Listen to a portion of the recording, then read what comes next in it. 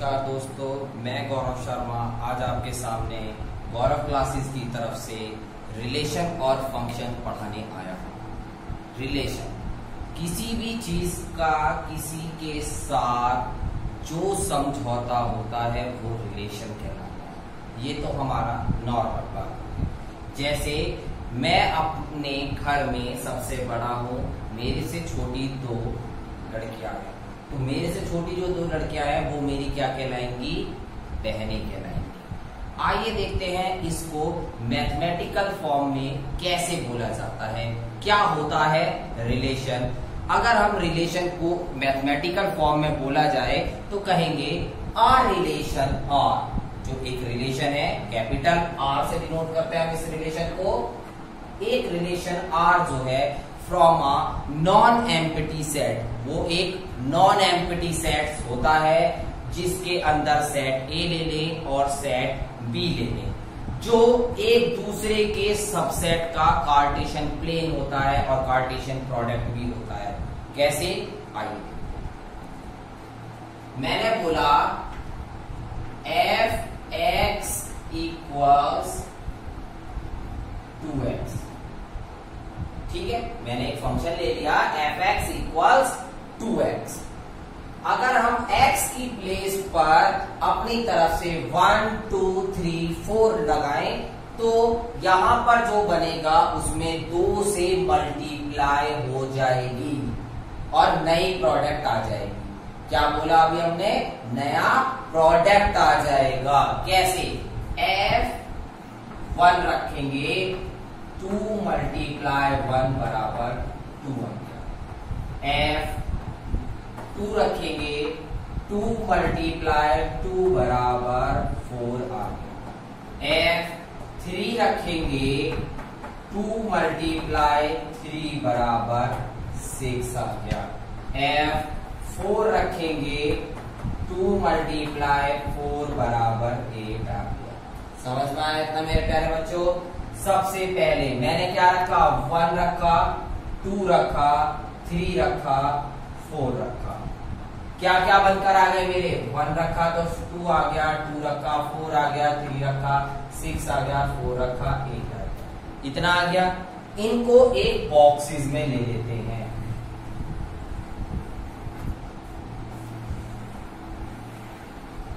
क्या ले लिया हमने? इनको एक बॉक्सेस में ले लिया।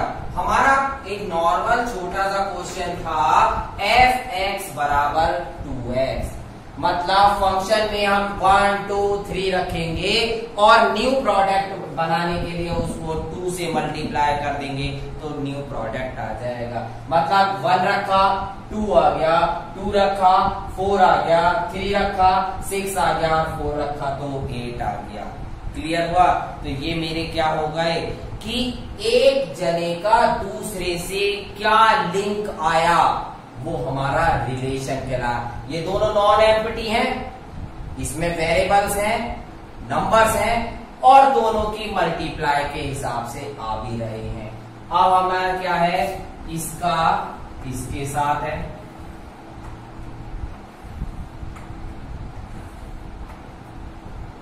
यही तो आए कि भाई 2 रखा तो 4 आ गया, ठीक है। अब 4 क्या आया? 4 की इमेज क्या होगी? 4 एक इमेज है मेरे प्यारे बच्चों। इमेज क्या है? 4 एक इमेज। किसकी इमेज है? 2 की। तो 2 क्या कहलाएगा मेरे प्यारे बच्चों? Pre image.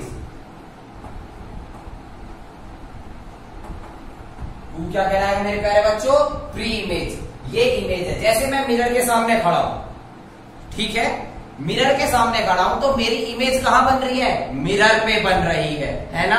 तो इमेज ऐसी है, ये मिरर के सामने खड़ा है, ये मिरर, ये आदमी यहां से देख रहा है तो यहां पर इसकी इमेज बन रही है। मतलब 1 की इमेज कहां बन रही है? 2 पर। 3 की इमेज कहां बन रही है? 6 पर। 4 की इमेज कहां बन रही है? 8 पर। तो ये हमारी क्या हो गई? इमेजेस हो गई। और इससे लिंक कौन सी है? Pre image. मतलब पहले, जब तक मैं मिरर के सामने नहीं आऊंगा मेरे प्यारे बच्चों तो मेरी इमेज कैसे बनेगी? नहीं बनेगी ना। तो ये हो गई, ये पार्ट मेरा क्या हो गया? सारा प्री इमेज। ये पार्ट मेरा क्या हो गया? इमेज। इतना समझ में आया। अब इसी को ही लिंक करते हैं आगे, मतलब इसका रिलेशन इसके साथ, इसका रिलेशन इसके साथ, इसका रिलेशन इसके साथ, इसका रिलेशन इसके साथ, सब हमारा क्या हो गया, रिलेशन हो गया। समझ में आया इतना? अब हमसे बोला क्या है, मैंने बोला था कार्टेशियन प्रोडक्ट, CARTE प्रोडक्ट।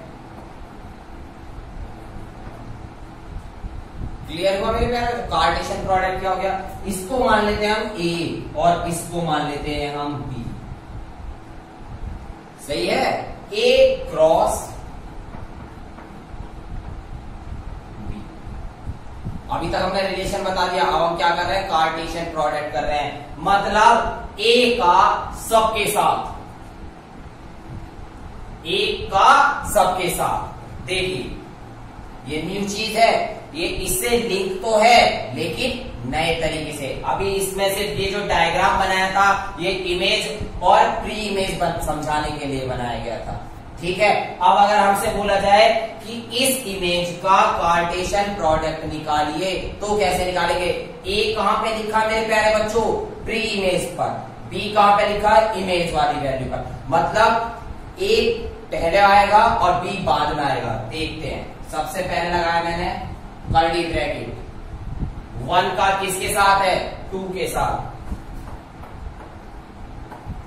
समझ में आ गया? 1 का किसके साथ हो गया, 4 के साथ। 1 का किसके साथ हो गया, 6 के साथ। 1 का किसके साथ हो गया, 8 के साथ। मतलब एक का रिलेशन 2 के साथ भी आ जाए, एक का 4 के साथ भी, एक का 6 के साथ भी और एक का 8 के साथ भी। समझ में आया? एज वेल एज ऐसे ही 2 का, 3 का और 4 का लिखेंगे। 2 का रिलेशन 1 के साथ, 2 का रिलेशन 4 के साथ, 2 का रिलेशन 6 के साथ, 2 का रिलेशन 8 के साथ। इतना समझ में आया? अब हम करेंगे 3 का। 3 का रिलेशन 1 के साथ, 3 का 2 के साथ, तो 3 का 2 के साथ, 3 का 4 के साथ, 3 का 6 के साथ एंड 3 का 8 के साथ।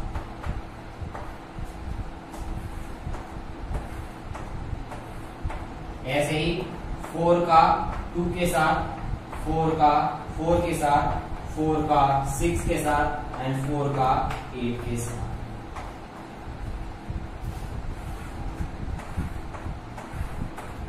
अब ये देखिए कितने नंबर है मेरे प्यारे बच्चों, 4। 1 2 3 4 कितने हैं, 1 2 3 4। और यहां पर अगर हम क्रॉस चेक के लिए 4 की मल्टीप्लाई 4 से करेंगे तो कितना बना, 16। तो टोटल 16 होने चाहिए। 1 2 3 4 5 6 7 8 9 10 11 12 13 14 15 16। समझ में आया?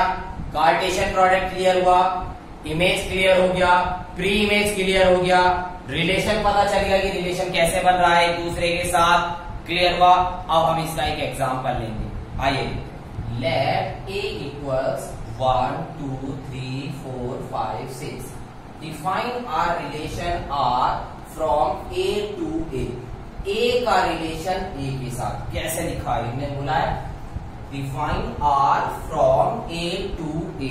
मतलब देखिएगा, define R from A to A, इसका मतलब ये होता है। ठीक है, उसने बोला है बाय R। R क्या है, x, y। अगर हमें y निकालना है तो x प्लस 1 करके निकालना होगा। मतलब हमारी जो a की वैल्यू है वो x की वैल्यू है और y की वैल्यू जो है वो हमारी बाद वाली वैल्यू आएगी। मतलब अगर हमें कैसे करेंगे ये देखेंगे, R इक्वल्स ऐसे आ गया। ठीक है, इसको हम इरेज कर देते हैं फ्रॉम A टू A को। समझा दिया A टू A क्या है। अब ये देखिए R इक्वल्स क्या लिखा है मेरा, x, y। x की टर्म्स पहले, x क्या है मेरा 1। अगर मैं x की प्लेस पे 1 रखता हूं तो 1 प्लस 1 क्या हो गया 2। पहला हो गया मेरे प्यारे बच्चों। अब क्या है मेरा 2 है, 2 यहां रखता हूं, 2 + 1 3। अब क्या है मेरा 3, 3 + 1 4। अब रखता हूं मैं 4, 4 + 1 5। अब रखता हूं मैं 5, 5 + 1 6। अब रखता हूं मैं 6, 6 + 1 7। इतना समझ में आ गया मेरे प्यारे बच्चों। मैंने क्या निकाला इसमें, सबसे पहले इसका रिलेशन निकाल दिया। इसने बोला ना डिफाइन अ रिलेशन, तो मैंने इसका क्या कर दिया, रिलेशन निकाल दिया कि इस वैल्यू में रखकर कैसे कैसे ये मेरी वैल्यू का रिलेशन आएगी। अब पहला पार्ट का बोला describe this relation using an arrow diagram. Diagram के थ्रू, जो अभी हमने सर्कल के उसमें बनाया था। सबसे पहले क्या है, एक बनाते हैं, फिर हम बनाते हैं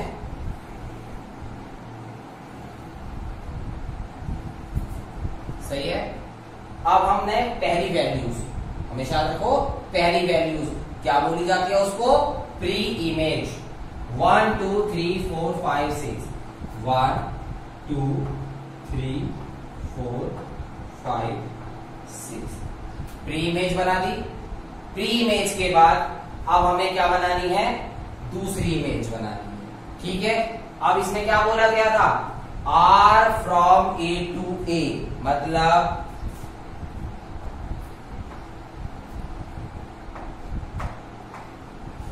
ये भी A होगा और ये भी A होगा। जब तो बोला उसने, क्या बोला, R from A to A, A का रिलेशन A के साथ ही दिखाओ, तो दोनों तरफ A ही तो बनेंगे मेरे प्यारे बच्चों। कंफ्यूज नहीं होना, इसी वजह से क्वेश्चन करा रहा हूं, क्योंकि यहां पर लिखा है A to A, A to A का मतलब दोनों तरफ A बनेंगे।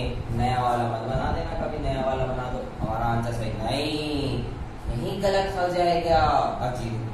अब क्या है, 1 का रिलेशन किसके साथ दिखाया इसने, 2 के साथ।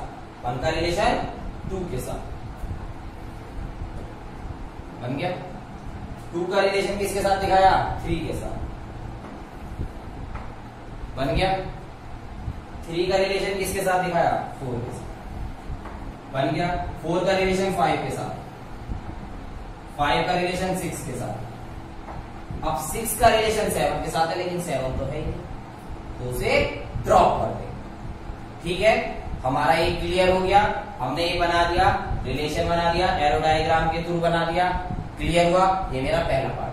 अब आते हैं राइट डाउन द डोमेन, नया वर्ड आ गया, कोडोमेन और नया वर्ड आ गया, रेंज और नया वर्ड आ गया। अब ये होती क्या है, आइए पहले इनको सबसे पहले देखते हैं मेरे प्यारे बच्चों, डोमेन। डोमेन क्या है, अब आप ये देखिए, ये एक सर्कल, ये सर्कल, समझ में आ रहे दोनों सर्कल। ये क्या है, मेरी इमेज, ये क्या है, मेरी प्री इमेज। जिस इमेज की प्री इमेज होती है, जिस इमेज की प्री इमेज होती है, वो उसका डोमेन कहलाता है। 1 की प्री इमेज है, नहीं है। 6 प्री इमेज है, लेकिन इसकी इमेज नहीं है, ये नहीं होगा।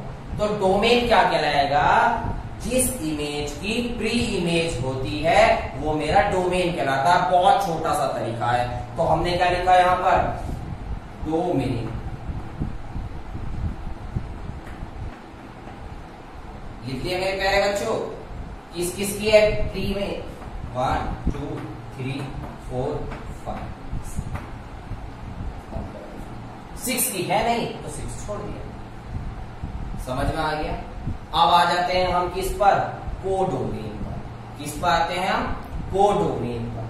कोडोमेन क्या होता है मेरे प्यारे बच्चों, जो हमारा सारा एलिमेंट होगा, जो हमारा पहले का सारा एलिमेंट होगा, वो मेरा कोडोमेन होगा, चाहे उसकी इमेज हो या उसकी इमेज ना हो।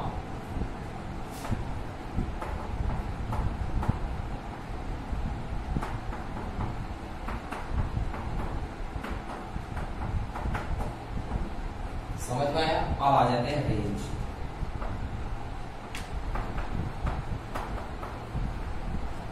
अब ये देखो, मुझे यहां से दिल्ली जाना है, मुझे यहां से दिल्ली जाना है, तो मैं यहां पे हूं ना इस समय, कहा हूं, मेरठ में हूं, तो मेरठ क्या हो गया, मेरा डोमेन हो गया। समझ में आया, मेरठ क्या हो गया, डोमेन। और कहां जाना है, दिल्ली। रेंज का हो गई मेरी, कहां पहुंचना है, फाइनल डेस्टिनेशन। फाइनल डेस्टिनेशन पे जहां जहां पे मैं पहुंचूंगा वो मेरी रेंज कहलाएगी। तो दिल्ली क्या कहलाएगी, मेरी रेंज। ये तो मेरा डोमेन हो गया, और यहां ये मेरी क्या कहलाएगी, रेंज कहलाएगी। तो रेंज क्या हो गई, 1 होगी, नहीं होगी, क्योंकि यहां से तो कोई 1 पर पहुंचा ही नहीं। तो क्या होगा, 2 3 4 5 6, 2 3 4 5 6, और ये क्या कहलाएगा, मेरा रेंज कहलाएगी। समझ में आया मेरे प्यारे बच्चों। डोमेन जिस इमेज की प्री इमेज होती है वो डोमेन कहलाता है। डोमेन के अब पहले वाले के सारे एलिमेंट्स वो डोमेन कहलाएंगे, और पहला वाला जिससे दूसरे से लिंक होगा वो हमारा रेंज कहलाएगा। समझ में आ गया, codomain, domain, range, pre image, image, ये भी क्लियर होनी चाहिए, ठीक है। और रिलेशन कैसे बनाते हैं, अगर A to A लिखा है तब हम A की एक बनाएंगे, A to B लिखा होता तो हम इसके बाद का बनाते थे। क्लियर हुआ। आइए अब हम देखते हैं फंक्शंस पर।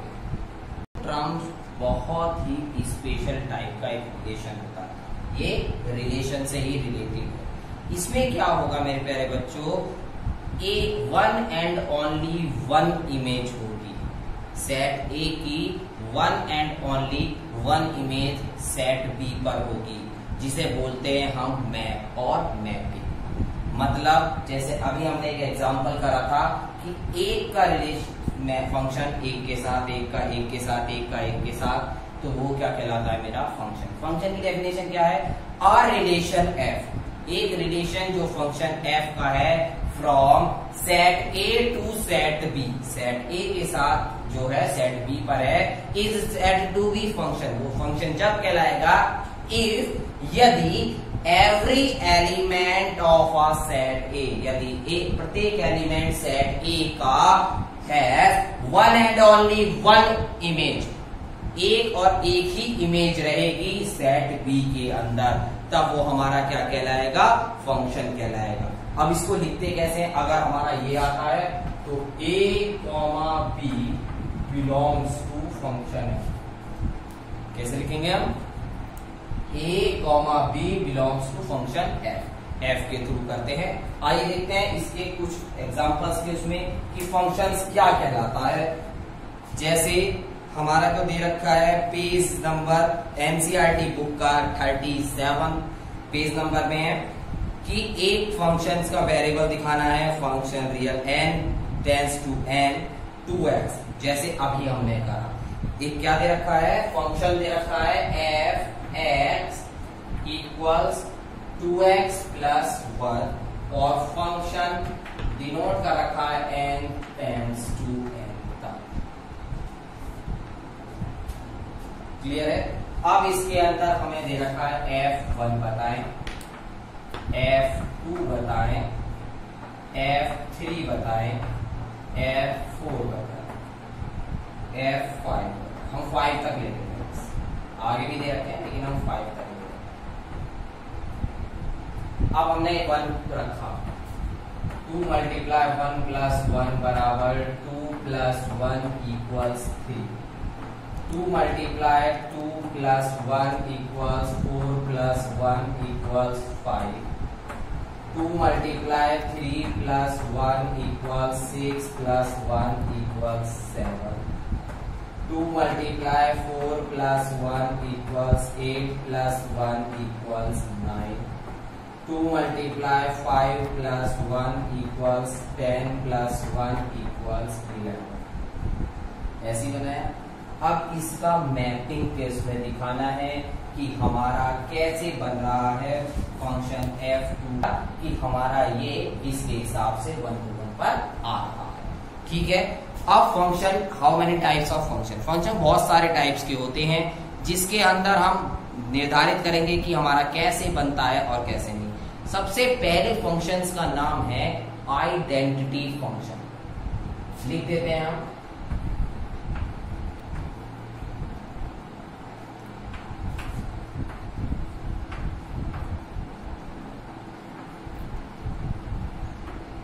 सबसे पहले फंक्शंस का नाम क्या है मेरे प्यारे बच्चों? Identity function. आइडेंटिटी फंक्शन को कैसे लिखेंगे हम? Function R to R। हमारा क्या जा रहा है? फंक्शन R to R, मतलब y इक्वल्स fx होगा। क्या होगा इसमें? y equals fx equals x।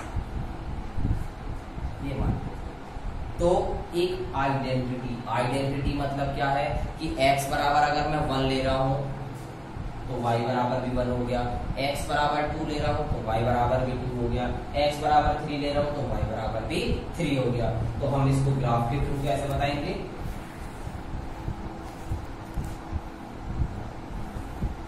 ये मेरा x ले लिया, ये मेरा y ले लिया। x बराबर 1 पर y बराबर 1, x बराबर 2 पर y बराबर 2 और x बराबर 3 पर y बराबर मेरा 3। कैसे बनेगा ग्राफ ये देखेंगे। कार्टेशियन फॉर्म आ गया। ये मेरा x डैश, ये मेरा y, ये मेरा y डैश, ये मेरा x। यहाँ मेरा 1, यहाँ 2, यहाँ 3, यहाँ 1, यहाँ 2, यहाँ 3, यहाँ मेरा -1, यहाँ मेरा -2, यहाँ मेरा -3, यहाँ मेरा -1, यहाँ मेरा -2, यहाँ मेरा -3। क्लियर हुआ? 1 पर 1, 1 पर 1, यहाँ आ गया 2 पर 2, यहाँ आ गया 3 पर 3।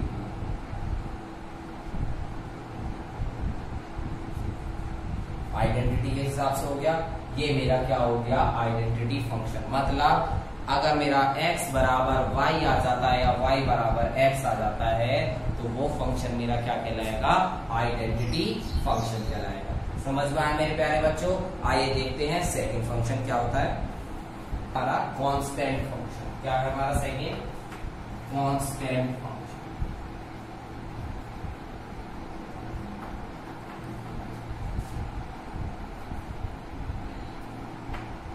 अभी मैंने बताया इसके नाम से ही याद हो रहा होगा, कांस्टेंट मतलब फिक्स वैल्यू। तो अब हमारा क्या है इसमें? y बराबर f x बराबर कांस्टेंट को कहते हैं हम c, और इसमें फिर दोबारा से फंक्शन क्या जाएगा? R to R। सही है। लेकिन अब हमारा क्या आ गया यहाँ पर? c constant. अब इसके अंदर जो हमारा डोमेन होगा, डोमेन तो कहलाएगा मेरे प्यारे बच्चों R। डोमेन मेरा क्या कहलाएगा? R। और मेरी रेंज कहाँ पहुंच रहा हूं मैं? C पर पहुंच रहा हूं। तो मेरी रेंज क्या कहलाएगी? C। और C क्या है मेरा? कांस्टेंट। मतलब कोई भी एक एलिमेंट की सीधी लाइन कांस्टेंट कहलाएगी। उसमें एक वैल्यू तो बढ़ेगी नहीं, लेकिन दूसरी वैल्यू ऐसे बढ़ती जाएगी। देखते हैं कैसे। कार्टेशियन प्लेन बनाएंगे। ये y, ये x, ये मेरा x डैश, ये मेरा y डैश, ये 1, ये मेरा 2, ये मेरा 3, ये मेरा 1, ये मेरा 2, ये मेरा -1, ये मेरा -2, ये मेरा -3, ये मेरा -1, ये मेरा -2, ये मेरा -3। अभी मैंने क्या बताया कि y बराबर fx, मतलब x क्या है मेरा? कांस्टेंट। x हमारा y हमारा क्या आ जाएगा? कांस्टेंट। y की वैल्यू आई है ना c, तो y हमारी कांस्टेंट आ गई और x की वैल्यू बढ़ती रहेगी। मतलब x की कौन सी वैल्यू है? ये वाली वैल्यू। तो कांस्टेंट ऐसे है। ये मैंने एज्यूम करके बताया है आपको। जो वैल्यू पे बिल्कुल सीधी लाइन ऐसी आए वो मेरी वैल्यू क्या कहलाएगी? कांस्टेंट वैल्यू कहलाएगी। और वो फंक्शन क्या कहलाएगा? मेरा कांस्टेंट फंक्शन कहलाएगा। मेरा थर्ड है पॉलिनोमियल फंक्शन। थर्ड क्या है मेरा? Polynomial function.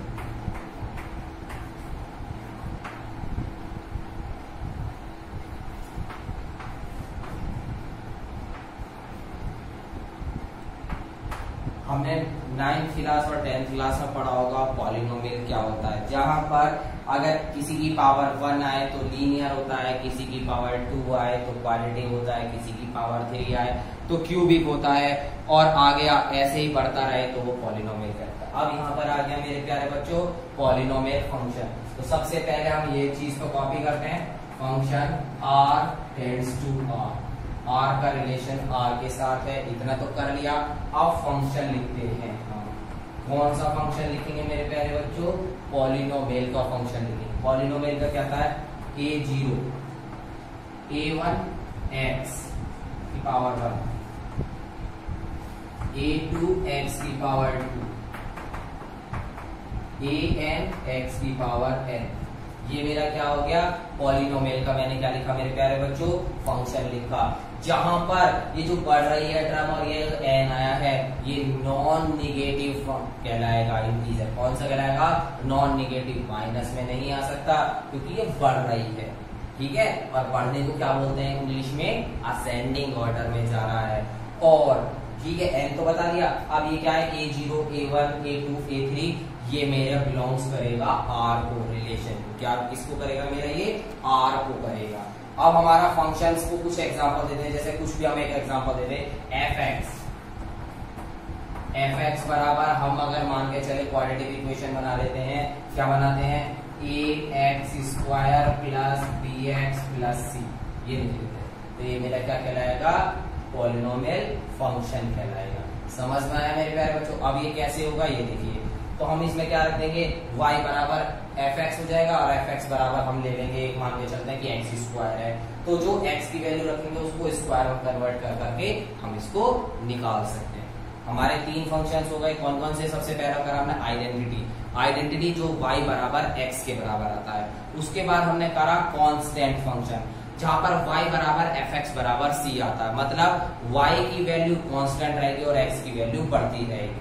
उसके बाद हमने करा पॉलिनोमियल फंक्शन, पॉलिनोमियल लिखा a0 a1 x a2 x square a3 x cube dash an x की पावर n, जहां पर n जो है नॉन निगेटिव इंटीजर है, और a1 a2 a3 ये जो है हमारे बिलोंग्स कर रहे हैं रिलेशन को या r को, ठीक है। अब हम आगे बढ़ते हैं, इसके बाद आता है हमारा रिलेशनल फंक्शन। कौन सा है हमारा, ये चौथा है, रिलेशनल फंक्शन।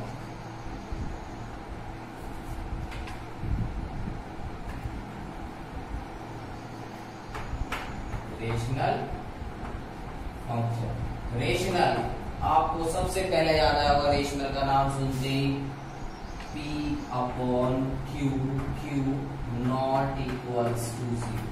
रेशनल का नाम सुनते के साथ ही सबसे पहले क्या याद आता है, p अपॉन q की फॉर्म होती है, और ये होता है। अब आ जाए इसके साथ फंक्शन, तो हम क्या लिख लें, px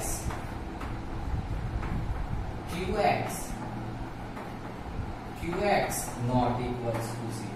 हमारा क्या हो जाएगा, qx नॉट इक्वल्स टू 0, और फंक्शन को डिनोट कर रहे हैं हम, समझ में आ गया।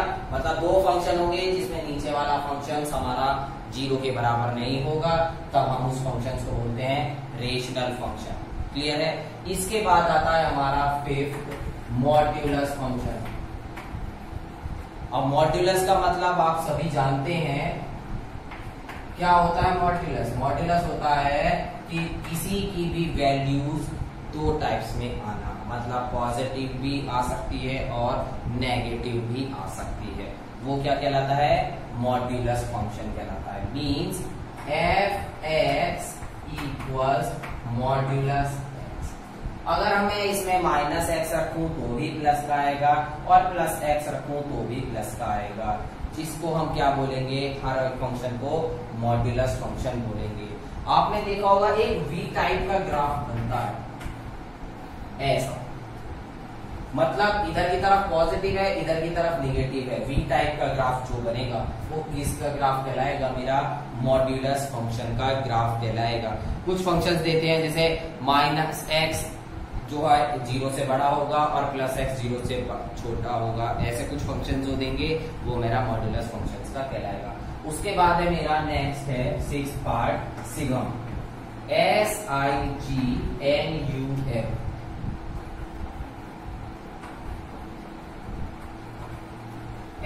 SIGNUM signum function. Signum function क्या कहलाता है बेटा? मेरा f tends to r to r relation का होता है, और इसके अंदर कुछ वैल्यूज आपकी 3 टाइप्स की आ जाती हैं। जैसे ही आपको ये वैल्यूज दिखाई दे इस टाइप की, समझ जाना ये सिग्नम फंक्शन है। कैसे? 1 if 0 if 1 लगा लिया, 0 लगा लिया। तीसरी वैल्यू क्या होगी मेरे प्यारे बच्चों? -1। समझ में आया? अब 1 रखने पर क्या हो जाएगी? x की वैल्यू 0 से बड़ी होती है। 0 रखने पर x की वैल्यू 0 के बराबर होगी, और माइनस रखने पर x की वैल्यू 0 से छोटी होगी। जब भी कभी ऐसा कोई फंक्शंस आ जाए, समझ लेना वो सिग्नम फंक्शंस कहलाता है। कौन सा फंक्शन कहलाएगा मेरे प्यारे बच्चों? सिग्नम फंक्शंस कहलाएगा। इससे आगे अब हम ये देखते हैं इसका डायग्राम्स कैसे बन सकता है या ग्राफ कैसे बनता है। देखिए ऐसे बनाया, ऊपर वाला क्या है? 1 से बड़ा, मतलब 0 से बड़ा 1 है, तो ये ग्राफ ऐसे चलेगा। दूसरा क्या है? 0 के बराबर है, तो 0 तो यहीं जाएगा, तो ये यहीं खत्म हो जाएगा। क्लियर हुआ? और तीसरा माइनस में है, तो हमारा ऐसे चलेगा। समझ में आ गया? इसके बाद लास्ट फंक्शन कहलाता है मेरा 7th नंबर का ग्रेटेस्ट इंटीजर फंक्शन।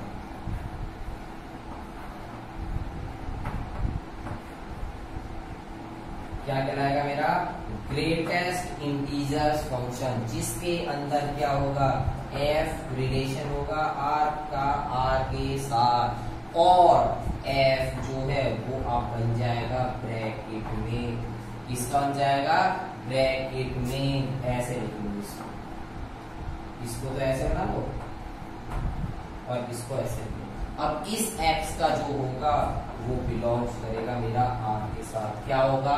अगर मेरा function f tends to r to r है, वो डिफाइन करता है fx बराबर ब्रैकेट r का, और बिलोंग्स करता है x बिलोंग्स टू r पर, तो उसकी वो ग्रेटेस्ट वैल्यू निकालेगा।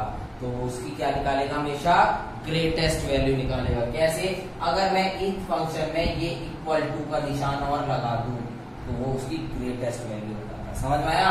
अगर ये इक्वल टू नहीं है तो ये है सिग्नम फंक्शन, और यहीं पर अगर इक्वल टू भी आता है तो वो क्या कहलाएगा? उसकी ग्रेटेस्ट वैल्यू कहलाएगा, और वो कहलाएगा ग्रेटेस्ट इंटीजर फंक्शन। ठीक है, आज हमने क्लास 11 का रिलेशन एंड फंक्शन पूरा करा। अगर किसी बच्चे को कोई बात नहीं समझ में आई हो तो मेरे को कमेंट बॉक्स में जाकर जरूर पूछे।